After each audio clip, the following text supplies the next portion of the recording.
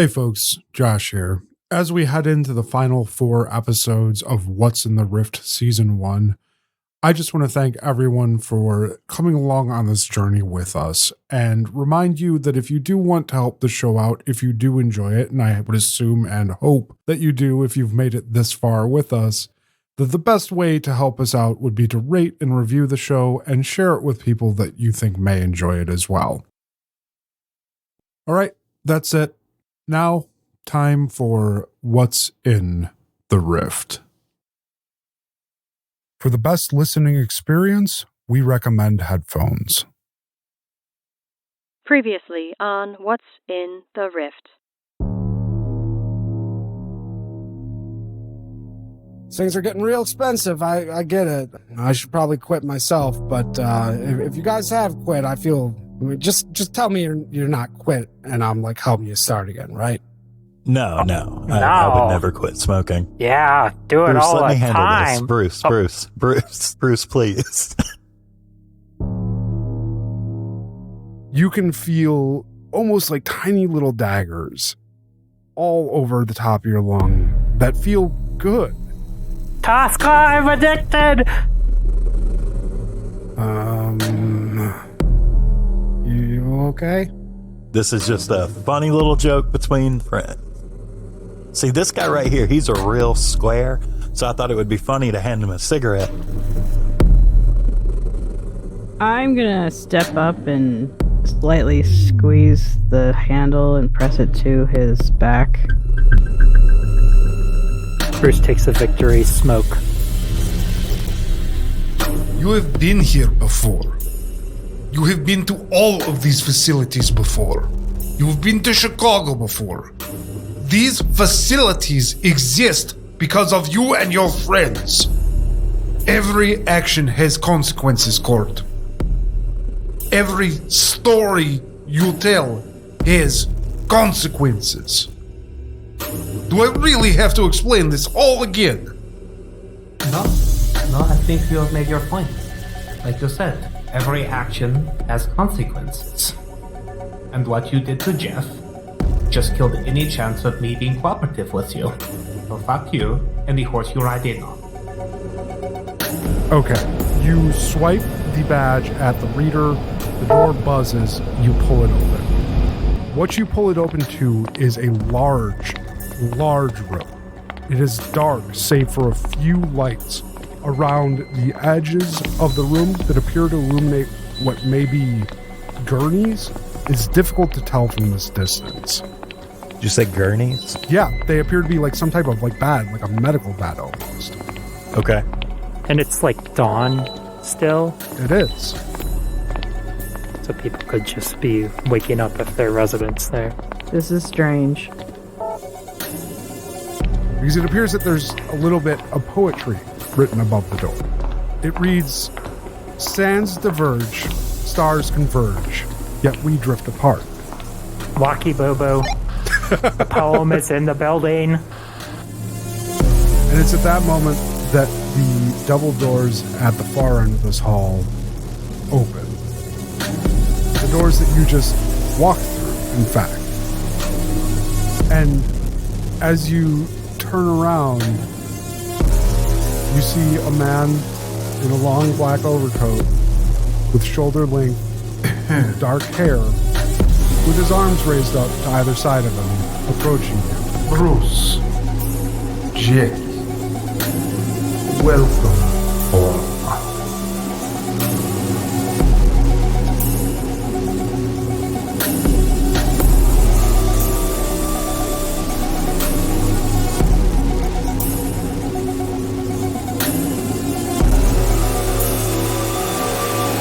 What's in the Rift is intended for mature audiences. This show includes death, drug use, criminal activity, and a consistent undercurrent of existential dread.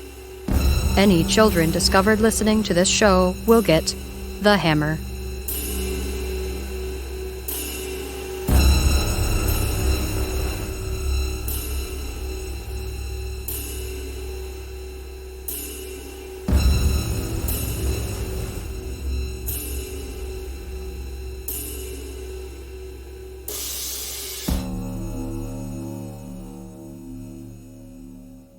Our story continues in a parking lot outside of a former Burger King, in an SUV that doesn't belong to its occupants, in a town that they are unfamiliar with, in a world that isn't theirs.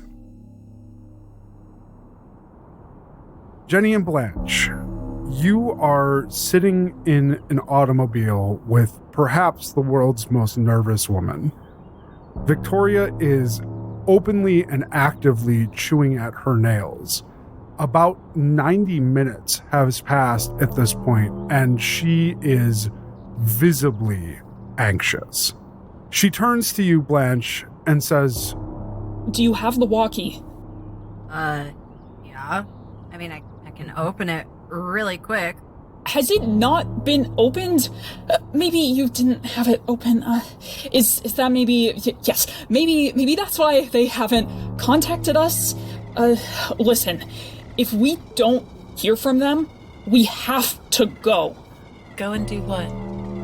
Yeah, go where? Like, go get them? We have to go. We have to leave. Go someplace safer. We can't leave them. Why not? I mean, it's get safe ourselves or end up like them. You are feeding your friends to UCRI one by one. You understand that, right? I mean, you make UCRI sound like a monster. It's not that serious. Victoria spins on you, and she goes as if she's about to grab the lapel of your jacket, and she says, Not that serious? Have you not listened to me at all? Do you understand what these people are capable of? They'll kill whoever gets in their way. They experiment on people. They are inhuman. And that's exactly why we can't just leave our friends with them. Yeah. Your friends shouldn't have gone in there in the first place, Jenny. Ace starts to whine loudly at this point, which seems to only amp up Victoria's nervous state. She turns back to you, Jenny, and says, I thought you seemed fairly reasonable when I first met you. I thought that you seemed to actually have a grasp on what we were dealing with, and you all seemed at least competent, but... Will you shut up, the dog? She turns back to you, Blanche, and... I need you to shut up, the dog!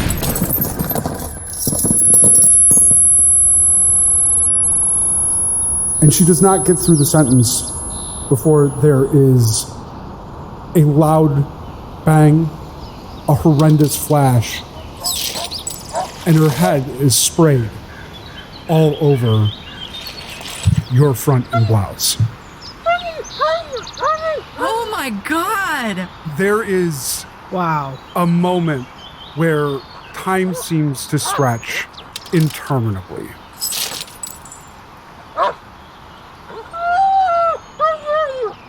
Based on the headless body no more than a foot away from both of your faces, and the fact that the front windshield of this SUV is blown out, you realize that someone has shot at you. Jenny, drive. Just go. Just go. My reaction to the shot would be to punch it.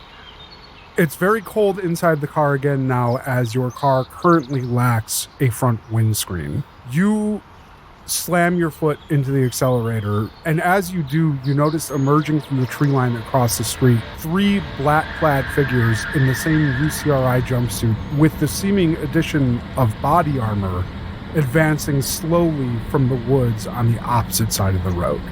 One of them has a long-barreled rifle leveled at you and aimed directly at the car, and the other 2 are watching both sides of him as they approach. Tell me what you're doing.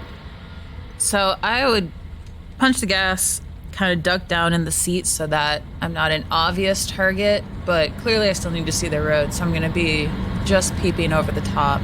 You gun the accelerator.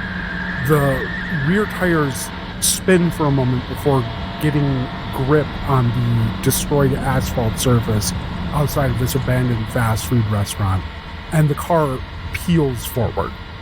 You were accelerating rapidly towards the 3 on the other side of the road. However, they are on the other side of the ditch adjoining that road. I'm assuming you're not trying to clear the ditch to hit them, but rather to make it to the road to drive off. Yeah, I'd be looking to get to the road, but also watching to make sure they didn't put spikes in the ground or the strips. I can't think of the names of them. Stop strips, whatever they're called. Yeah. But no, I don't want to kill them. You've got a choice to make. Are you going left away from the facility or right towards it? That's a great question.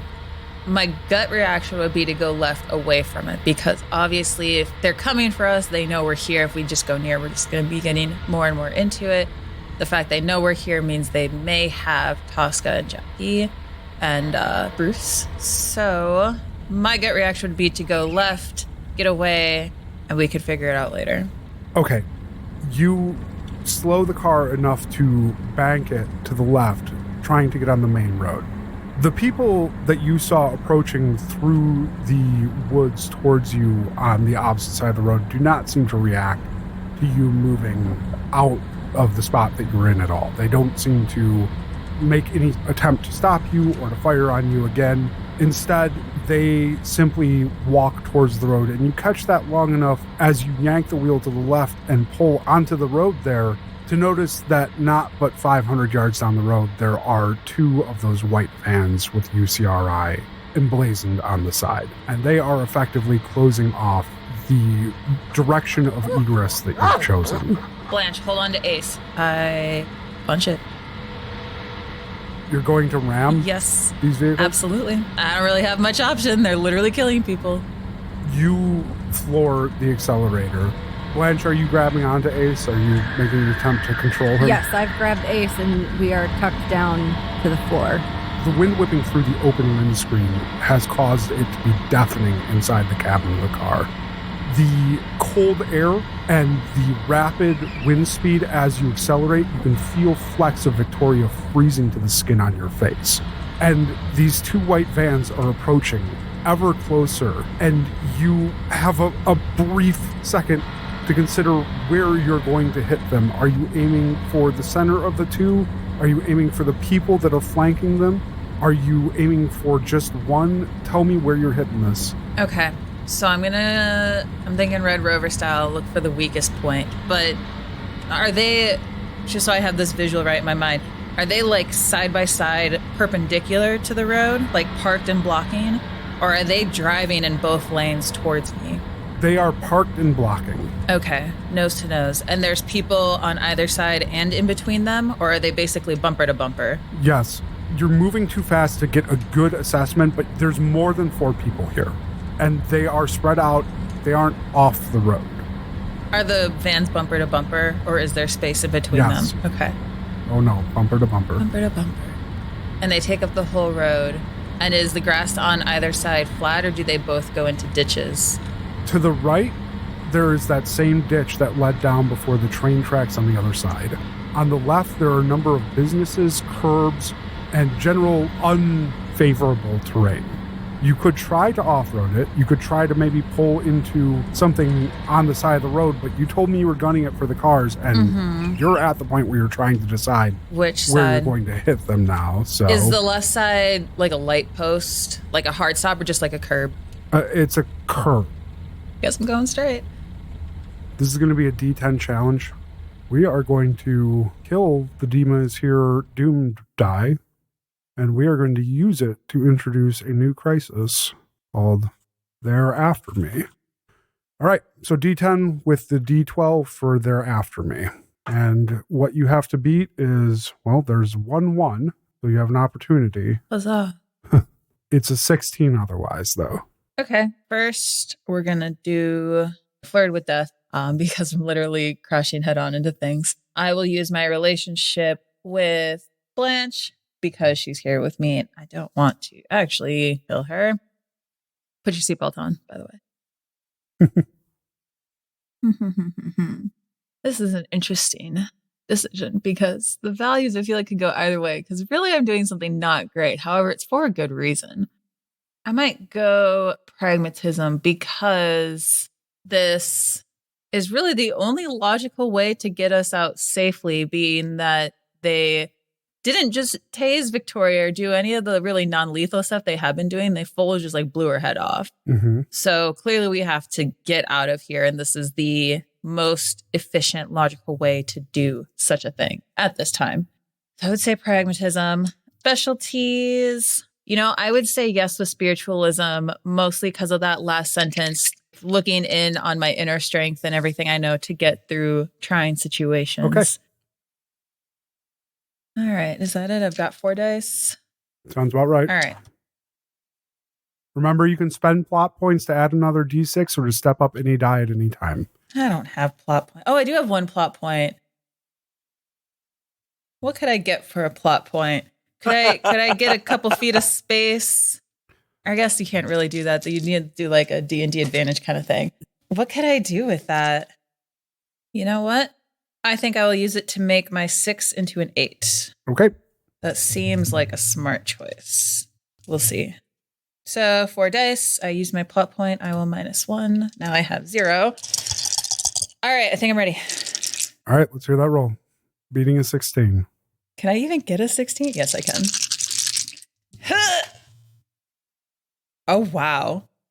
I got a 10, a 4, a 7, and a 7. So that is 17. Okay. That is not a heroic success. So I'm going to tell you how this happens. Nope, but it's more than a 16. It is. You bear down on these vehicles, and it takes the folks standing in front of them a moment to realize that you have no intention of stopping. And one of them hurriedly raises something to his shoulder before he seemingly thinks better of it and starts to dive out of the way. But he has no time, because the front end of your SUV is already there, smashes into him, and then subsequently plows into the white vans behind him. The impact is jarring, to say the least. You go flying against the restraint of your seatbelt, and Ace goes tumbling over the seat and into the front on top of Victoria's corpse. Victoria, what's left of her, slouches down from the turned position and crumples into the lower passenger seat area to where her knees are now touching the floorboard.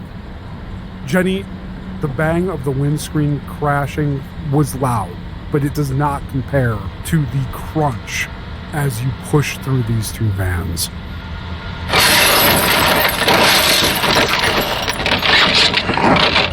You hit with enough force and with no hesitancy, no slowing down, no consideration for the people in front of you, to blow through them and to dislodge them enough to send the one whose back was to the nose of the other flying off over the edge of this small ditch where it tumbles down to its side.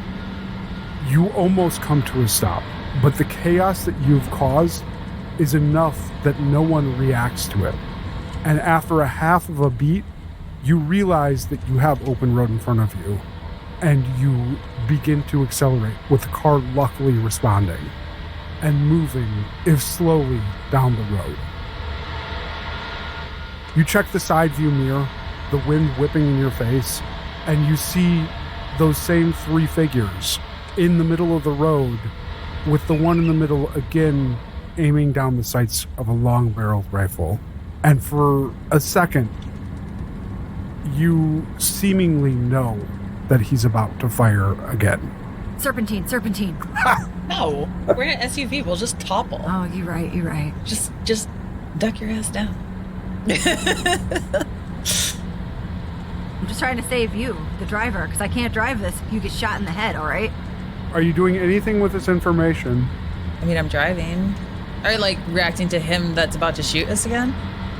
It's obvious from how he's stanced and the fact that he's no longer moving that he has you beat it. I mean, it wouldn't make sense to start swerving around because in a top-heavy vehicle, you're just going to fall over. Is there a driveway? Or there was that road coming up, yeah? Well, neither of those are great options. Yeah, she would just take that first turn trying to get out of his line of sight without toppling the vehicle over. Okay, you pull the wheel to the right just as another crack of gunfire sounds behind you, but you only see the report of the muzzle as the sound closest to you is the back windscreen shattering now. It's effectively turned your car into a wind tunnel, which is going to make driving it difficult. You pull into the John Deere parking lot and begin accelerating through it to the other side and pull out onto Lonnie Norman Drive. You are in a very identifiable vehicle now, and you have some pretty significant damage, and you also lost your only touch point to how this world operates. The same person who cautioned you when you first arrived here to not interact with the locals because they'll know that you don't belong. Just to be clear, Manchester, Tennessee is a real place, so feel free to pull up your street view here and follow along. So what's your plan? Shit. To drive somewhere far enough away when they stop following us, like hide somewhere, find a good spot to like maybe turn around, because I'm looking up this road and it does more or less dead end, which is unfortunate. But somehow find a way to maybe turn around, off-road a little bit, get back to the main road after a few minutes, because they're definitely going to come looking for us, and just like get away far enough away that we can find some spot to like stop and like regroup. Okay. Blanche, I know that you have a literal horde of plot points. So I only have 3. Oh, I'm sorry. You did end up spending some of them, I guess. Literal horde. Do you want to extend Lonnie Norman Road in this world? Do you want to make it not a dead end? No. Okay. You continue on this road till you get to the end of it, the wind whipping through and making conversation very difficult, before you reach a building at the end that appears to be the end of this road altogether. You're pulling off here? Was that your plan? Do I see them behind us? Not currently. Then I'll turn around and try to get back towards the main building and then take the side road behind Powder X. If I see them, though, I'm going to off-road it and hope this SUV is actually SUV and not a fluff UV. You get to the end of that road, you turn yourself around, you come back down Lonnie Norman Drive, and you pull in behind that Powder X with the intention of trying to get back to Interstate, the road on which you started, right? Yes. I'm trying to see if I can cut through the America's Best parking lot. And I can't tell if it's like a fence or just a yellow line on the thing. It doesn't have a shadow, so I think it's just a yellow line. There's a curb, but it's relatively flat. We can deal with it. Yeah, so I'll just like drive through that little past the garage, jump that curve, and then around America's Best, and then try to cut out to Interstate. That's your intent, right? That's the intention, yeah, unless something prevents that. You pull up, and as you get to close enough that you can see the intersection of the road you're on and Interstate again, the damaged front end of the van that did not end up in the ditch is immediately apparent to you as it rounds the corner. You make that turn into the Powder X back lot there, and the van stops, redirects itself back onto Interstate Drive, and begins driving back down further, trying to pace you, trying to catch you on the other side. So it basically turned out and went what would be to the right at this point, back to the northeast? Northwest, yes. Or yeah, sorry. Directions. You come around the other side of that building, and you can see out in front of the Tennessee Tool and Fixture, the van waiting for you. Is that on the other side of the road? How many plot points would it take for their vehicle to burst into flames? Probably fewer than it would have been to just make the road keep going. If I'm going south on Lonnie, and then I take a right, there's the Powder X building, and then right next to it is the America's Best and Economy Inn, and then like a big field until you get to the corner with that liquor store. Yeah. Are you looking on Street View, or are you looking on the map? No, I'm on Street View. But they're in front of that first building, which is the Powder X. So basically the building, the other side of the building, I just pulled into the parking lot of. Yep. Well, fiddlesticks. All right, so I'm going to keep going as partially originally planned, jump the little grass into the hotel parking lot. I guess it's really a motel. And then I'm going to curve around the back side of it instead of the front side. And it looks like, again, it does look like a fence. Since there's no shadow or anything, it looks like just a curb or something. Hop that fence into the grass. Just the curb. And basically drive across this field that apparently everyone else is driving across. There's these crazy-ass, not straight tractor lines. And then just book it across until I hopefully get to where this liquor store is and can get out onto Woodbury. Okay. Understanding that they're probably going to be tracking me, and then when I get onto the road, turn to the right and just get it. Your vehicle is in rough shape and you're proposing off-roading it after you've already taken a head-on collision and had both windshield and back windshield collapse. I don't really have any other options because they're on the other side of the building, so... I hear you.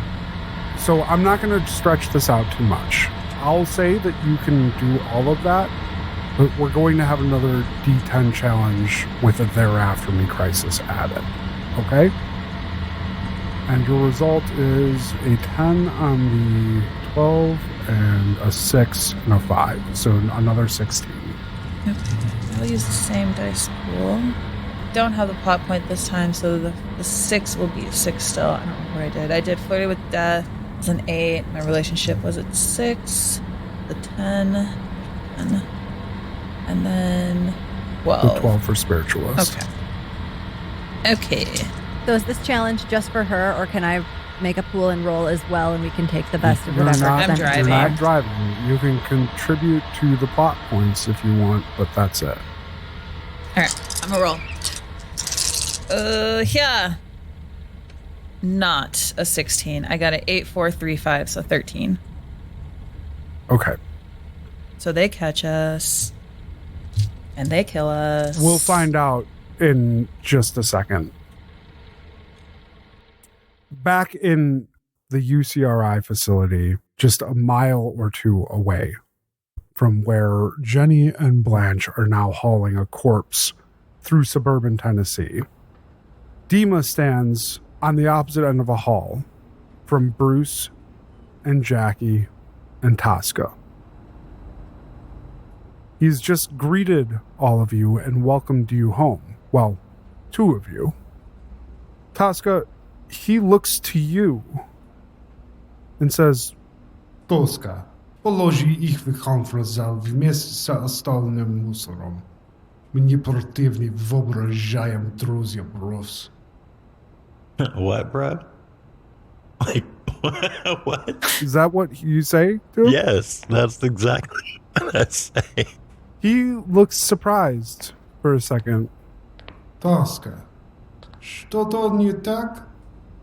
Dude, I don't understand what you're talking about. I might have lost the language at some point today because I've been shot with your fucking... Or I don't even know it's your gun, huh? Yeah, no, I don't know what you're saying. Let's try this again. Toska, I'm guessing. Do you know who I am? No. This is interesting. Bruce, who is this? Seems like you already know. I mean, I know we didn't end things super well last time, and I still owe you for that beer, but why are you playing these mind games? It's Toska. You called him Toska. He did. Silly me, of course. Of course it's Toska.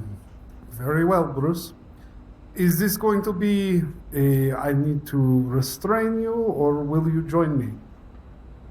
Join you in what? As I said, I need you to come to the conference room. We are gathering you with the other. So can I, since you don't know me, can I, like, go? Oh no. Granted, you may be Toska, but given what I believe you to be, it would be irresponsible of me to allow you to leave. I'm afraid that you will be forced to accompany us as well. Is the other court? That who you're calling the other? Yes, Bruce, the other is court. In that room right there? No, Bruce, the conference room is in another part of the building. You'll have to walk with me. It's Why not don't that you have Court far. meet us outside? So Bruce can have a cigarette. Why don't we all just meet at the front of the building? Bruce, my patience for games is very thin today. And he says this, and you hear the doors behind you on the other side of the hall click open. And through them walk three very imposing figures. Unlike Robert, unlike Jenna, these do not seem to be just people hired off of a job board. These people seem purposeful. The only thing that immediately sets them apart from the remainder of folks you've seen in this is that they wear some type of plastic body armor over them. And one of them has a baton out at the ready. And they're approaching you.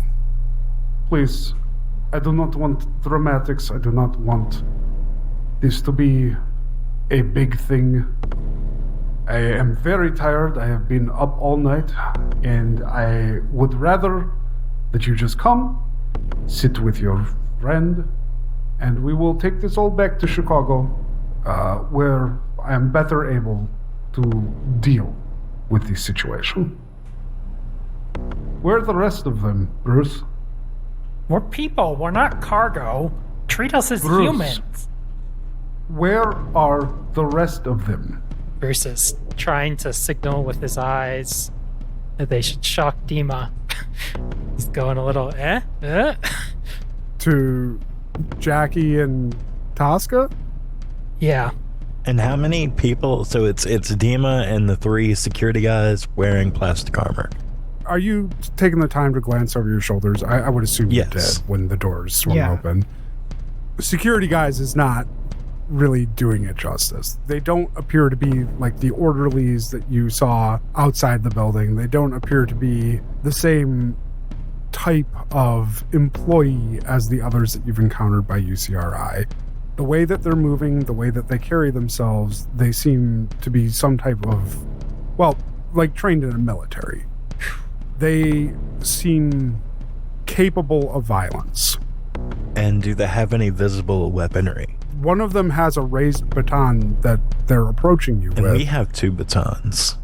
Yeah, the others do have sidearms strapped to them. You can't see an immediate baton on either one of them, but they don't, your batons are not hidden, and they don't seem super concerned about that fact. Well, I don't want to just give in to these guys. That's fair. Jackie, you got any ideas? Bruce? I feel like we should threaten Dima. He's obviously important. It seems like the only thing we could leverage is to threaten him. And these other three guys are behind us and Dima's in front of us, correct? Yeah. So one of us could run over to Dima with the baton. Theoretically. You could. Dima stands staring at all of you at the far end of the hall. I'm not thinking this is going to end well for us if we try. Yeah, I'm not either, but it doesn't end well for us if we don't either. Yeah, we're kind of pigeonholed. I think that's the idea. I'm gonna lunge toward Dima and see if I can get behind him and put the baton to his throat. Sure. You move rapidly towards Dima. Do you want to, here, you want to get behind him, and so there's about 20 feet between where he's standing and where you're at, right? Okay. And how far are the guys behind me? Probably a good 20 feet. You're about equidistant at this moment, at the moment of decision. You are more than capable of advancing on Dima. If you want to, be my guest. Are you all like going on a signal, or are the two of them staying behind? Yeah, I mean, what's... Bruce was making eyes at me, so like, Yeah. I'm picking up Bruce's eyes, and I'm going to assume that if I start running toward Dima, that he has some sort of idea. Okay.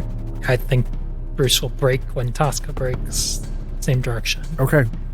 And I will And Jackie, you turn around and back up and take a defensive stance between them.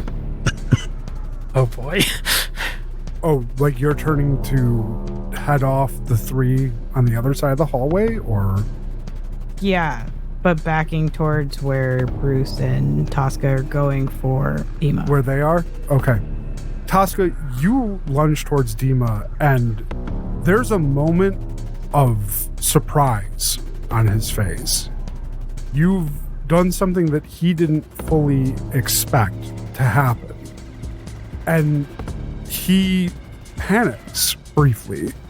His hands go up to his chest, and you have a moment here to tell me what you're doing, as you can close 20 feet a lot faster than I think people realize. Okay. So you have a chance to get to him before he really has a chance to react. He's just now starting to spin away as if he's going to run. So my immediate move would be to get behind him as quickly as possible in a position where I could put my arm around his throat and point the baton with my other hand in some form of, threatening manner, given the situation. Okay. Dima's not a fighter. He is far from it. This is going to be a D6 challenge, and I cannot really justify using the crisis on this because they're after me, and you're decidedly after them at this moment. And you have to beat a 6. Okay, I'm going to use resourceful by necessity. I'm going to use self-preservation, my relationship with Bruce, and scoundrel. Okay, so I've got an 8 and an 11, so 19. Heroic success. You told me exactly what you want to happen here. I'm going to lunge toward Dima, leave Jackie standing between me and the other 3 guys, get around behind Dima so that I can grab him while facing the other 3 guys at the opposite end of the hallway. And I'm going to put the baton to Dima's throat. And I'm hoping that Bruce is somewhere right there with me. And I'm going to hold that stance and let Bruce tell me where to go from here because he understands the situation better than I do, maybe. Maybe. You get your hands on Dima, and he's not an imposing man. You have a good head on him. And when you pull him back into you, he spins around, and he lets out a yelp. And you bring that baton and pull it right within touching distance of his neck. Are you squeezing the baton? No, I'm going to let him know that I do know how the thing works, though. Okay, so you give it a brief squeeze, and there's a pop and a crackle. Yeah. And then you release it, and that pop and crackle causes Dima to shake in your arm. And he starts basically pleading with you. Toska, пожалуйста. Toska, которую я знаю, хороший человек. Пожалуйста. Будь хорошим. And he holds his hand up to the people on the opposite side of the hallway, the ones approaching you. No. Нет, don't do this.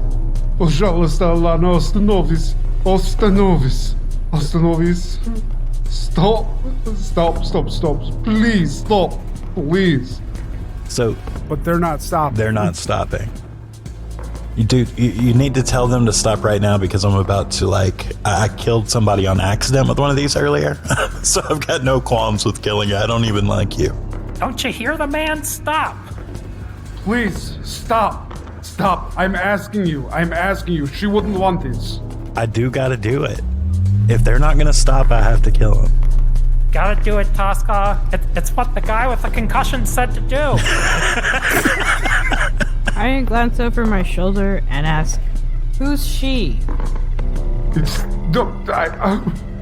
please don't. If they don't stop, I'm going to kill you. And I don't really care what happens to me thereafter. Thanks, Toska. You have a decision to make because they're not slowing down. This has been What's in the Rift. If you enjoyed our show, please remember to rate and review on your favorite podcast platforms. If you really enjoyed our show,